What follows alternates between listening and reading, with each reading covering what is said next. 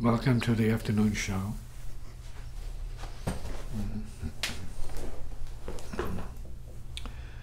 And this is your first time here in this capacity. Yeah, and it's good. Good. Thank you for being confident enough to do it. It's great. So,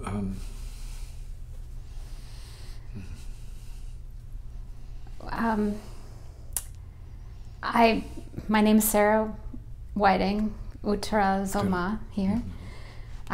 This is my first time in a dialogue with you that we may share with other people. yes, good.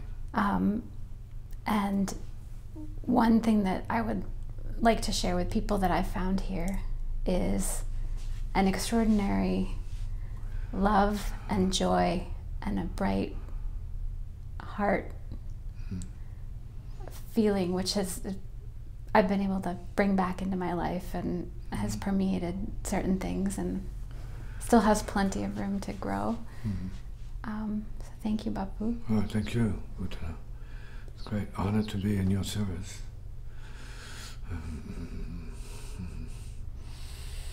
So you have any other more specific questions to your practice? Well, we were speaking earlier about courage and power and responsibility for taking responsibility in charge of your life fearlessly, and not being afraid to be open. And it's not just a question, but it's something I'd like to hear. Well, we need to be responsible for being true. And that sometimes there's a big question as to who's being true, when is one being true. And does being true mean being real? Does it mean being compassionate, being true? So this is, I think, a good question for people. When are you being you, for real? And we don't usually refer to just your neuroses or neurotic self, but a deeper, the practitioner self in everybody, the one who knows better than just being crazy, the one who feels a deeper side, maybe access to compassion, big-heartedness, and we need people who are open to what that is for real, in truth. And sometimes it's a very long journey of losses and gains to get to that point where you are now at a plateau where you're ready for deeper practice, not just informational exposure, not just experiential, let's say, experimentation, but really feeling something pulling from within, not self. This is something distinctly different from just a self. You feel maybe something growing, as well as giving you access to knowing more about yourself, which is, let's say, a lifelong process. Are we growing to know? Are we knowing to be? And are we being to liberate, which are important, discoveries along the way? We need to be to liberate. That means check our programs that inhibit, are self-inhibiting, our programs of, let's say, reverting to confusion and not having the confidence to really feel we are correct in what we're doing or where we are going. And confidence in the fact that the path is laid out, all you need to do is walk it, right? Straightforward. Talk it, straightforward. Be it, straightforward. and encourage others to be straightforward with you who are being straightforward. Thank you.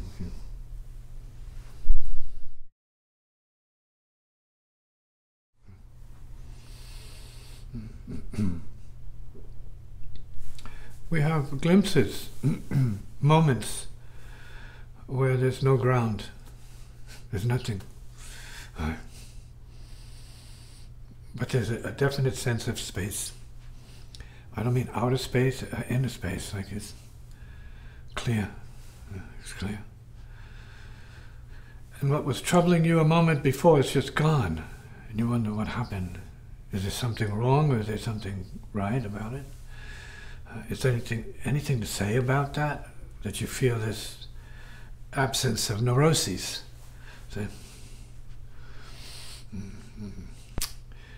That is a recovery of a sense of reality. Perhaps even a deeper reality where you have these spontaneous moments of clearness. And you may not even be perceiving it as anything important because it's so much a part of your ordinary consciousness. So we may not sit with it in a certain way because we're having that, let's say, pause, rest point, and then we're already anticipating all the rest of the business of our life to come up. The karma, the sequences, the various responsibilities. Now all of these are, let's say, layers on the inner, the deeper consciousness. And so the idea, of course, is to understand that liberation means being free of that while you're experiencing that. See? And accessing the clear at the same time that you're experiencing what seemed to disconnect you from the clear, because you had to be preoccupied with some form of life business or other. But there's a continuum. It doesn't slow down because of, it's not disappearing because of karma.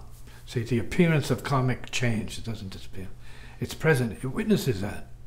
See, it's always present. So we're talking about the always present, the all-knowing, always present. See, what? See, deeper. Right. Some call the nothingness. That means no obstruction to what needs to be done. And we are made of that light, but we don't practice being aware of, or we don't ordinarily practice being a participant in that to the degree where at work we're having fun, where we might be ordinarily suffering what it is. Not that there's anything wrong with suffering it, that's part of it too, but you can enjoy it. When you start to experience a little bit of a detachment from it, right?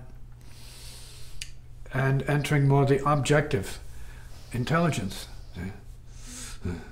And saying, well, I had the same day today I had yesterday. See?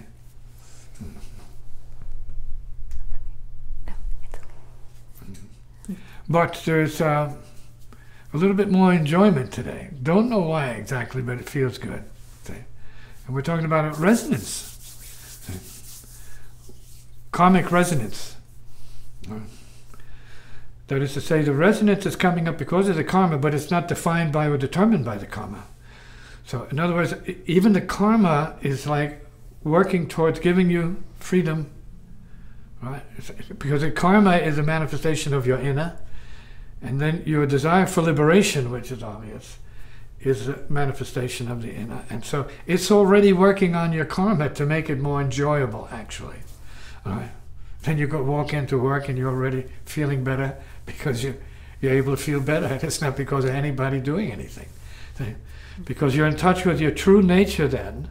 That's a deeper level of reality that is closer to, let's say, your core, and in no way obstructing what else has to go on, which is part of the core and then part of the field.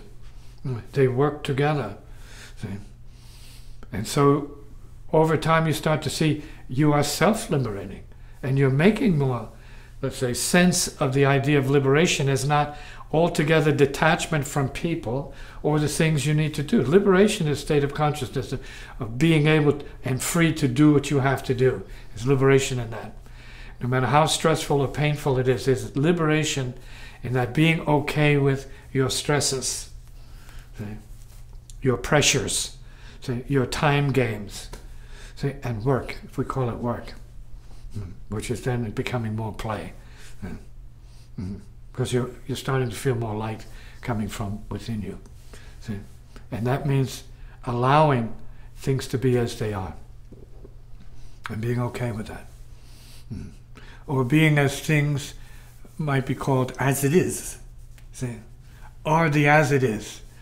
People are the as it is as well. And if you start to, let's say, sense it and then recognize it as such, that could be a better way of getting through your time-space, let's say, experience. See? Everything is as it is. The dark, the painful, the crazy, the ugly, the good, the sweet, the beautiful.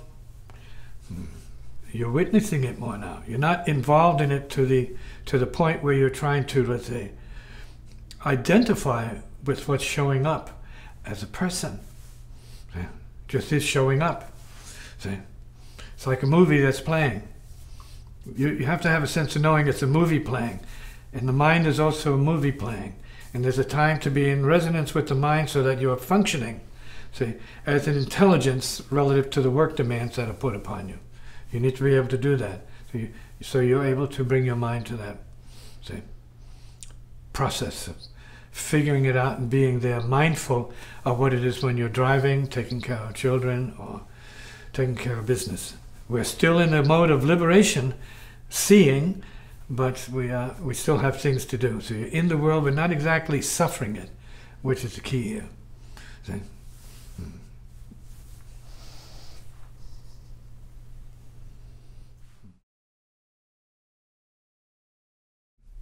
Yeah, so you've heard the term we use here is just to play.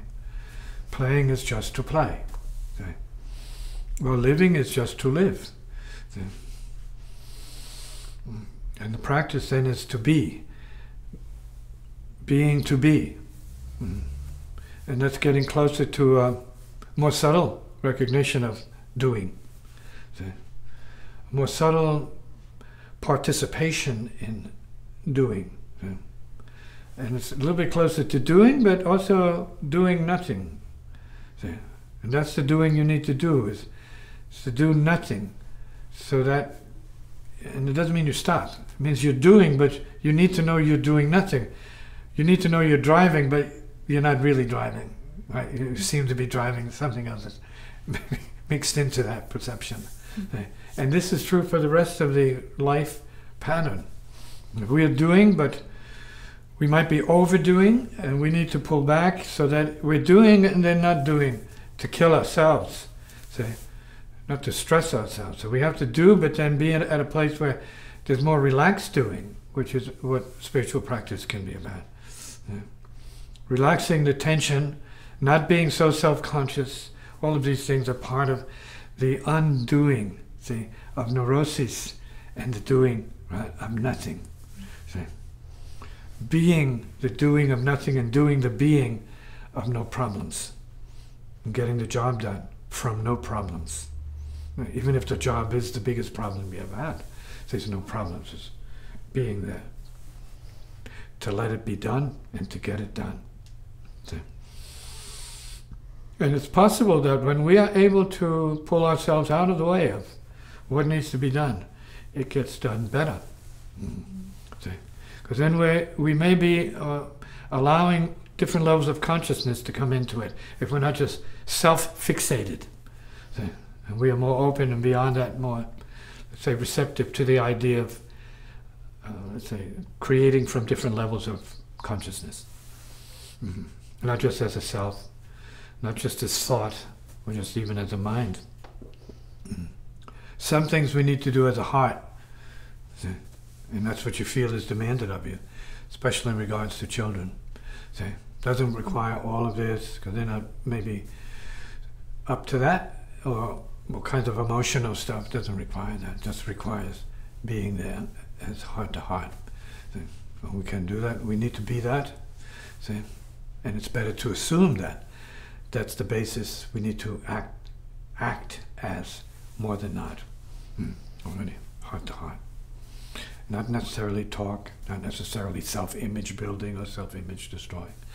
Self-image anything, see, it's heart to heart. We have to consider that. See, and for spiritual practicing people, they understand what heart to heart is in their own way. So give up the fuss, give up the stress, give up the struggle, give up the fight, and be present in the service of whatever is arising in that moment. Good.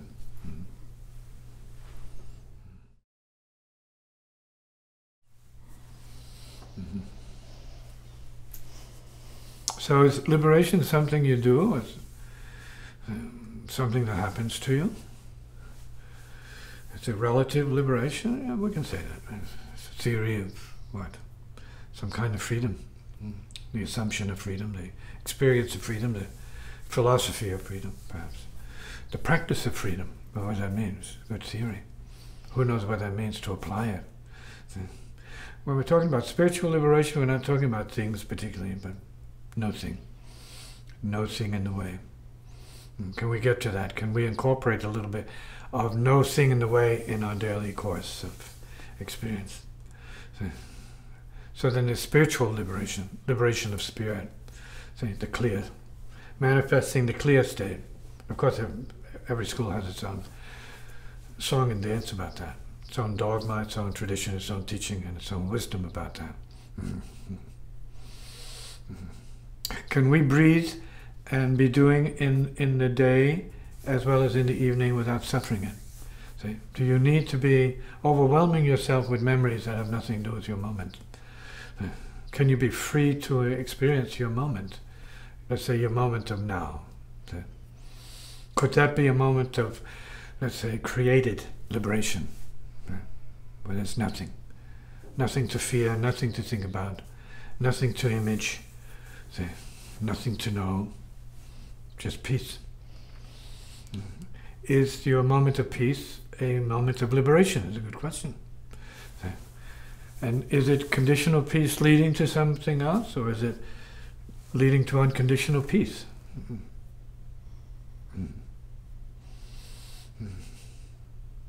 Is being free of neuroses liberation? Is that what is meant? Or is it, or being free to experience pain and suffering and peace and happiness all at once, what liberation is about?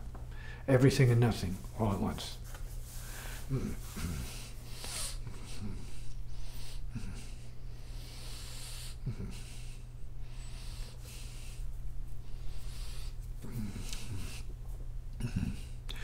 And is anyone ready for the all-at-onceness of such an event? Say a breakthrough, let's say, or a breakdown. You can have a breakdown and wind up on the shores of liberation, all alone, all by yourself, right? All alone as one with the universe. See, in practice. See, so we have visionary aspects to basic practice, and everyone is different. You can't really expect to have the same vision of the next person because they in themselves are a different universe, see, with a different time and space sense, different tone, different karma, different blood, different brain, different heart, different body, see, different mind, see, different being. See.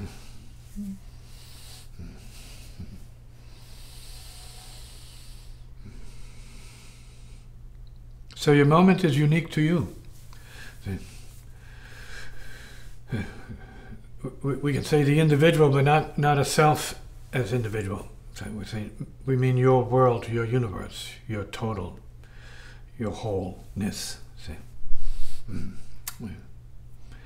is manifested from your core, maybe given by spirit, maybe mixed with the celestial beings, influenced by the celestial beings, and maybe other beings. See, maybe intergalactic beings, perhaps alien beings who are invisible, but you don't have to be showing up, it's scary, figures. They can be presences of light, see, and inspiration. See. And they could be manifestations of liberated intelligence. And you are connected with that in that moment. You are the liberated intelligence, see, for the moment. So come to terms with neuroses as what you don't need to be, see, could be useful in a higher creative sense. So removed from the neuroses as a crowding of mind and emotional sort of karma, are you making room for more creative intelligence? Are you making more room for higher potential to become more part of your process of living day to day or moment to moment?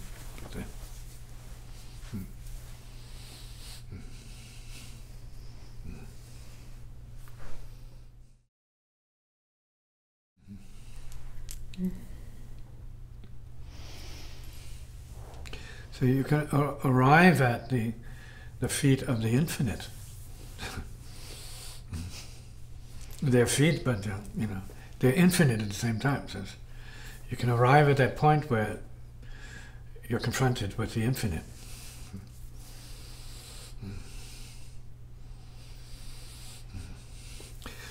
Or you're unconscious, or you're superconsciousness, because you are that. It has nothing to do with other people necessarily, yet it may include everybody. It may belong to everybody. See? But we need to know how the infinite is needing to manifest through one's self. See? And so it is wise to, in your practice, make a little spot, a little corner in your meditation space for the presence of the infinite, as well as the presence, right, the more ordinary presence of the finite, right, the self.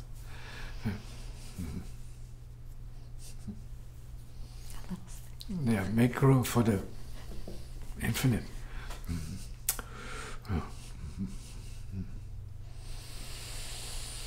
And some would call it the bigger picture, or the bigger mind, or the bigger heart. I like to say the heart is the universe is the heart.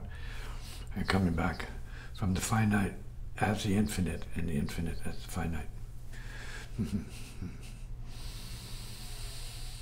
And since I'm ordinarily, or maybe less than before, but still engaged in music enough to be able to apply that relative to the notes that I play. The expression that I'm most comfortable with is really about the heart is the universe. See? And we are sitting at the feet, right, of the infinite. See? So then it becomes a question of what you play that is important for you, or important as you, or important as it. The infinite. How do you come to terms as a musician with what you know to be the infinite? How do you manifest or express the infinite?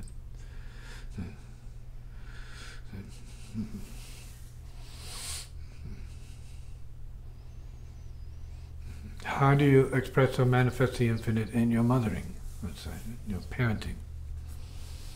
Can you do that? Can you be in the space of the infinite while you are taking care of your child?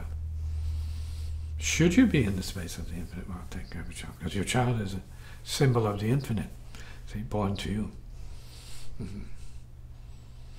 And even though it's in a form, it doesn't mean it's not formless.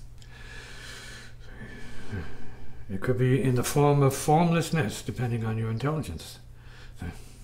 And then, of course, you can expect anything from your child and say, it's formless, man. It's liable to do anything. And that's true of the music I play, in a sense. It's formless. So, most of it is based upon the understanding of the creative as formlessness.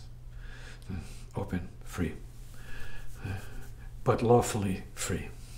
Not just random chaos, no. Lawfully free. So, heart free. Free from the heart. That's important. So keep some of these ideas as you move forward as part of your practice.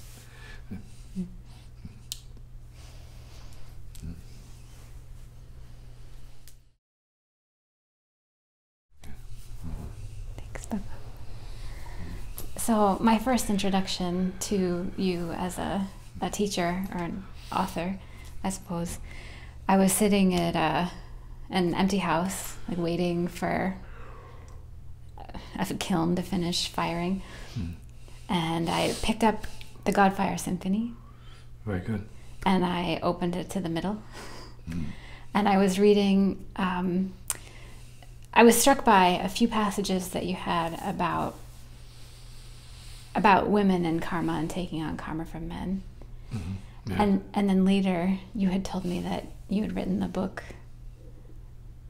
or had taken on the teaching of how it is, because your mother, yes, had asked you. Great teacher, yeah. Yeah. Took on a ton. And told me about it. And when I was reading it, I was struck because I thought, why is this the first time I've ever heard anybody write this way or say these things that are so liberating for women? Because these days, most religions aren't doing that, and society's not really doing that. And it made perfect sense to me, and I was wondering, it seems like it should be common sense, but... Well, it is for some. For those who are true to, let's say, we're going to use the language, the inner self. Some would say it's the true self. And what that means beyond self, then you have to see things for real, clear, and see who's victimized by what that they create or that others create, so that we have a better sense of fairness and justice in this world, which is where we are, and is begging for justice. Everywhere we turn, we see injustice in people, and it's up to us, who are in the process of becoming sage beings, to make a difference in the sense that we have the common sense of wisdom, common sense of enlightenment, kindness, selfless service, which is our norm, actually. It's normal to be selfless, to be like a child, as Jesus said, open, like the children, who knows, who are part of heaven, in a sense, not because they're naive, because they're still in a position to be harmless, and they welcome kindness. And too often, culturing and being an ordinary person is about hardening up of the sensitivity to the subtle and the spiritual. Not in all cases, but we need to sometimes be retrained to be as we once were, humble and open and receptive and vulnerable to the forces of spirit and the universe, not ignorantly, but wisely. So we know what to respect, how to respect other people, and how to respect what we were given to master, which is body, mind, self, thought, and world. We have to master that.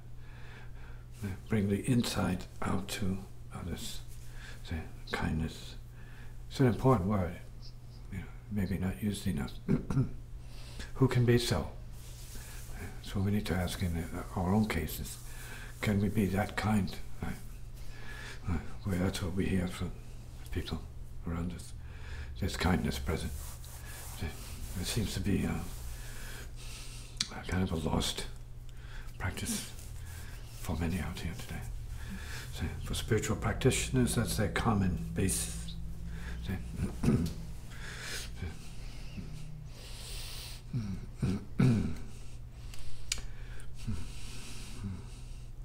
There are a lot of unprotected children in the world, in harm's way. And of course, we want to make sure our own children are kept out of harm's way. And so that the karmas of other people, the conditions that other people have to live and suffer, help us to understand and appreciate our own. And that our protection of our own children and our own, it goes a long way. It's just less suffering out there for people. Because we're hurt with the hurt of other parents and other children. We hurt with them. See? And so we need to get back to celebrating what is good to celebrate. See? And goodness is something to celebrate. Kindness, right? And wisdom is good to celebrate. See? The practice of heart wisdom. Yeah.